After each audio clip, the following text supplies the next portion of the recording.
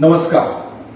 Pune Kolhapur national हायवेचं काम गेले अनेक वर्ष त्या ठिकाणी सुरू आहे. आता तर सद्य परिस्थितीमध्ये प्रचंड त्रास हा प्रवाशांना त्या ठिकाणी होतो. एका बाजूला प्रचंड पाऊस, दुसऱ्या बाजूला सर्व्हिस रोडवर कुठेही खड्डे बुजवलेले नाहीत अशी परिस्थिती. काम टाइममध्ये त्या ठिकाणी होत नाही हे वास्तव आमच्या समोर आलेलं आहे. आणि म्हणून काँग्रेस पक्षाच्या वतीनं प्रवाशांना दिलासा देण्यासाठी येणाऱ्या शनिवारी 3 तारखेला आम्ही 9 वाजता पुणे, सातारा, कराड आणि किनी या 4ही टोल नाक्यावर काँग्रेस पक्षाच्या वतीनं आम्ही आंदोलन करण्याचा निर्णय घेतलेला आहे. शनिवारी 3 तारखेला सकाळी 9 वाजता काँग्रेसचे कार्यकर्ते तिथं जमा होतील.